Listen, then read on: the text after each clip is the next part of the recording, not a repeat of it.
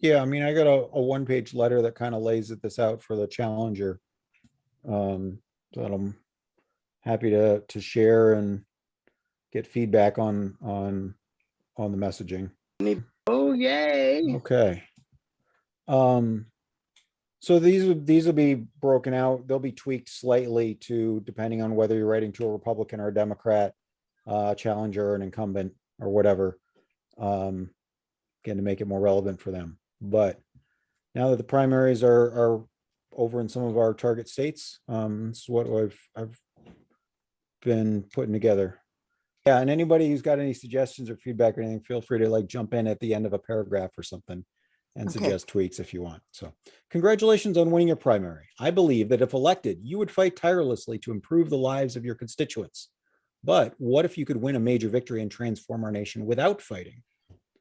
I'm writing on behalf of a national organization of swing voters, people willing to vote for either a Republican or Democrat, to discuss a potential endorsement of your campaign. The American Union is mobilizing people across the country who are deeply frustrated with the two-party system and ready to collectively bargain with our votes to restore America's place in the world as a functional democracy. Here's how this political innovation works. On October 15th, the American Union is holding a national auction for our block of votes. Candidates of any party can bid on them by agreeing to support our crowdsourced legislative package, the Blueprint for a Better America, which will, 1, end poverty through universal basic income and a public option for health insurance. 2, end mass incarceration through police, prison, and prosecutorial reforms. And 3, end the endless wars by bringing some troops home and redirecting militarism towards peace.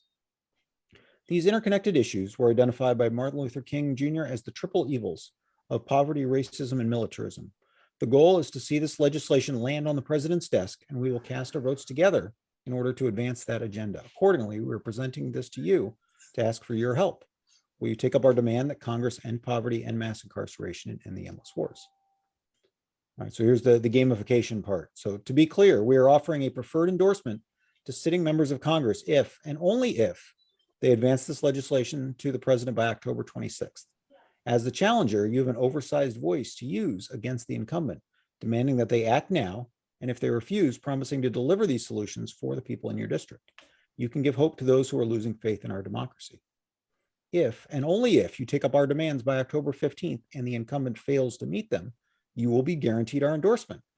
Correspondingly, if you take up our demands and succeed in pressuring the incumbent to put our legislation on the president's desk, you're expected to put your campaign aside in 2022. By being willing to put the marginalized millions ahead of your campaign, you can help end poverty, end mass incarceration, and end the endless wars. You can bring America out of the pandemic stronger and de-escalate the midterms. Will you help us build a better America? Learn more about the details on our website, anamericanunion.com. This is really good. I only wonder about the third paragraph up from the bottom. Yeah. The next one. The one where you got to give up your. Yeah, that one where you got to give up your candidacy. If you demand that they do it and they do it, then yeah, you got what you asked for. Be guaranteed. If you take up our demands and succeed in pressuring the incumbent to put the legislation on the president's desk, you are expected to put your campaign aside. I would say, hell no. So this is the gamification part, right? Is either you say, I don't want the endorsement no matter what, or you say, I want the endorsement and because I really want these things to happen, even if, it's not me. So yeah, so that's the gamification part. You rather lose? Would the challenger rather lose than take up these demands? Or would they rather take up these demands and get them met if that meant they lost? Or what if I could, this is not me speaking, okay, but me, the congressperson or the incumbent rather. I'm not the incumbent, I'm sorry, the challenger. If I could win, if I could do this and win, that's a big win. If I could win without doing this, that's also a big win. The challenger or the incumbent? The challenger.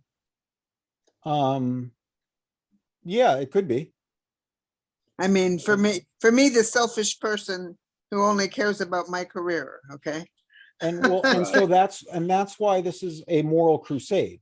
We're not asking for these things for ourselves, but we're asking you to solve these problems for us. We wrote it down exactly how we want you to solve these problems. And if you say no, I don't care about the tens of millions in poverty. I don't care about the millions in jail. I don't care about these $800 billion that we're spending on defense. It's all fine with me. Well, then you have to come out and say that October 15th and say, nope, I do not support ending poverty, ending mass incarceration, and ending the endless wars. But I don't have to do that. I can just ignore you now. Well, so that's the point, though, is essentially this is a roll call vote for all the candidates for office. Either you say, yes, I will take this deal, or you say nothing, which is turning it down. And so that's everybody gets to be on the record as either taking it or not taking it. That's how holding our own election outside of the two-party system works, is there has to be some sort of metric to put them on the record and hold them accountable to. What do I get for being moral? You get to help end poverty, end mass incarceration, and end the endless wars. No, I want recognition and a seat in Congress. Then what you're doing is you're demonstrating that you're a selfish person who's putting your own interests ahead of everyone else. And so great, if you want to go on the record as being a selfish person 3 weeks before the midterm election, then great, you can do that. Well, that's what we Republicans do. And they very well might, but that's the goal, is to have an essential block of voters that they're like, crap, if I take up these demands, I could win, so I better do it. Because look, you in your wildest dreams, you could never hope to accomplish these things on your own. If you got elected, you could never hope to accomplish all these things in 2 years. That goes back then to this gamification part, right? Which is, all right, you're a Democrat running in Arkansas or something like that, where you're like destined to lose. And so here's an opportunity for you to take up these demands. Look, all right, if the incumbent does this before the election, then great, I'll drop out and I'll lose, because you're probably going to lose anyway. But all of a sudden now you've got a national message that you can tie into. And you say, look, I'm willing to put the good of the country ahead of myself. All I want is the incumbent to do this. And if he does, I'll step aside. And so once you start having a few candidates willing to do this, then you change the dynamic. And then so why are the other candidates so selfish? Why aren't they willing to be like this Democrat from Arkansas? And so that's the goal of gamifying this and changing the dynamic in a way that their selfishness in trying to to win, they do. I don't care. They do them for the wrong reasons. But the thing is for about politicians is, if it's the difference between winning or losing, they're pretty good at persuading themselves that winning is the correct thing to do, no matter what the principles involved are. So if a Republican sees that ending poverty, ending mass incarceration, ending the endless wars is the difference between winning and losing, they'll find a way to justify whatever it takes to win. One of the issues, and I heard it said this week, that you're sat down and you're told that you will play the game or we will end your career. And a lot of people have been smeared. And, Bernie Sanders said he didn't want to end up like Ralph Nader. He held back because of his fear of losing any hope of doing anything. And so to change that conversation to, you better do what we say or you have no hope.